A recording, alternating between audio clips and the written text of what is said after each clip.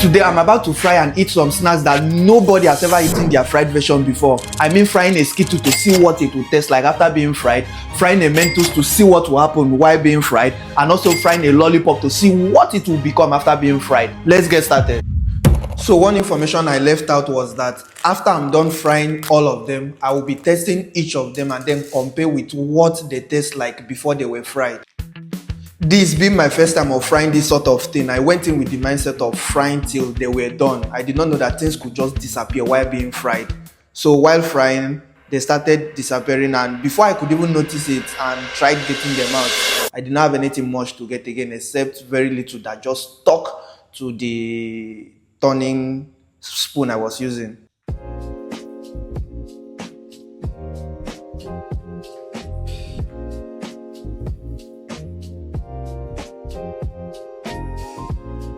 Whole and behold, my oil was empty before I could take out anything, and the only thing left were some residues that got the oil so dirty that I had to change it before I could fry the next item. And this pattern repeated itself, me changing oil before moving to the next thing. The next item is the M&M, and I was expecting it to behave exactly like the previous one, but I was shocked. Seriously, I never knew that there were granules inside an M&M until they started cracking and opening. And once they started cracking, I was kind of afraid of maybe them popping some oil. I was wondering what was going to come outside.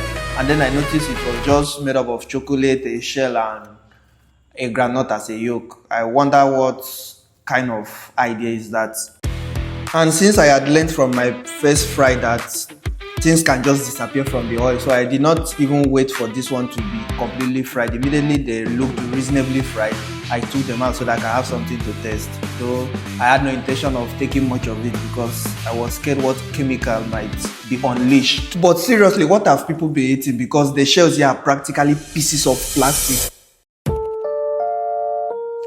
So for the menthol, I didn't really know what to expect, but one thing I was kind of afraid of was some sort of explosion or fire or something like that. You know, the way menthol behaves when you put it inside cook. So I didn't really know if it could have a similar reaction with oil. But this happened, which is practically nothing happened. And it was done frying.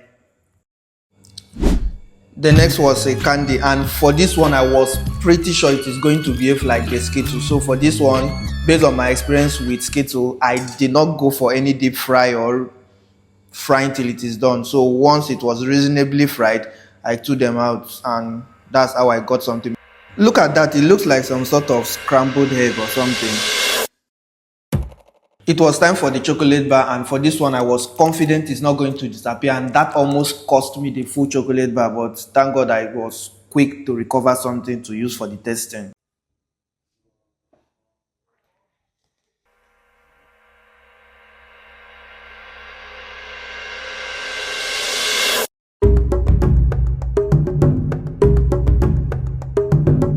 What you are seeing here is a very light remain of the chocolate bar, and if I had left it just a little longer, I'm sure I wouldn't have gotten anything out.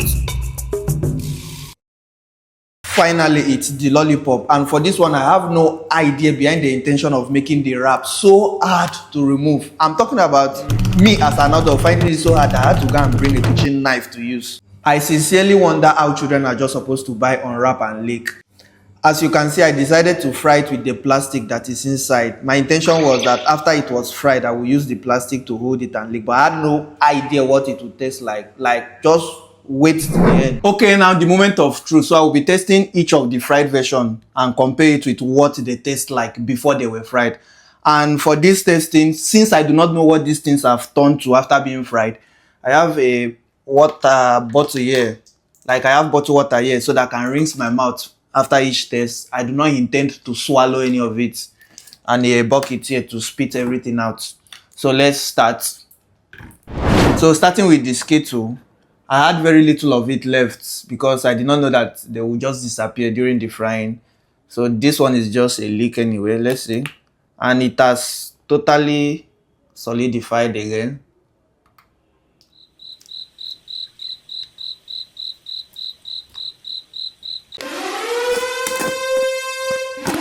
That doesn't taste very nice. I don't know. Let me take the original one to see what it tastes like. So the fried one has a little bitterness. Of course, it has been fried, and much of it has changed. I don't even know how to describe the taste actually, but something bitter, burnt, and everything is gone. That's just the truth. The next is M&M. So for the M&M, they all cracked open as hex. I don't know, and we have granules inside. I just realized today that M&M do have granules inside. I did not know. Before this time, I had no idea what they look like. See, obviously, the granules still taste like granules chocolate. They just taste like chocolate, a little more concentrated and burnt. And I don't know what the shell is made up of. The shell is just tasteless and cracked. It's just like mistakenly eating the shell of an egg. So that's what it tastes like, and it's very crunchy. Okay, the next one is Mentos. We all know what Mentos tastes like. And the truth is, I don't like Mentos, even from the original form of Mentos. I don't like it, so I can't put this all in my mouth. I just wanted to really get the original taste again.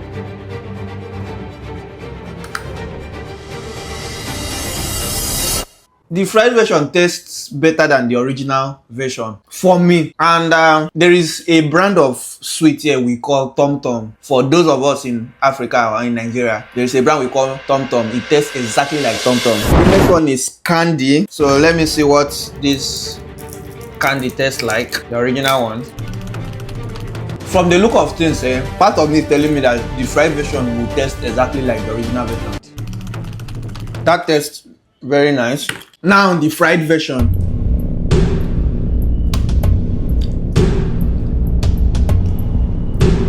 Just like I said, the fried version tastes exactly like the original one. The only thing is that it seems like a diluted version. Like the taste and everything that felt very strong in this one is like half remaining. So you can still feel, and this one was chewable. This one is only lickable. This one is like very brittle now. It's just a regular sweet. While this one was something you could chew like a chewing gum. But the tastes are the same. Only that it is not strong again. It's like totally diluted. It's more like they use half of the quantity they used in making this one to make this one. So that's just what is remaining for the candy. Now the chocolate bar. Okay, so this is the original chocolate. It's not like that tasted bad. The only thing is that it is way too sweet for my liking. Only God knows the amount of sugar they used in making that, but it is way too sweet.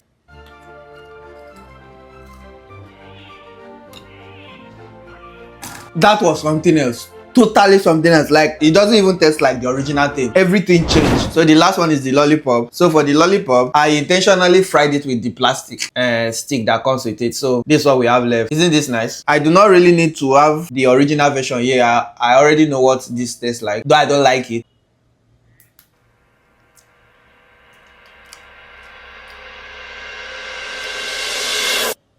This is the worst. Every other snack still tasted like food, though some of them changed and some of them got worse. But you see, this had an entirely different smell from food, and I can't really remember where I got the aroma, should I call it aroma or smell from, but it tastes like some kind of engine oil, some industrial chemical. Let me put it that way. So it tastes like some sort of industrial chemical, like engine oil or something.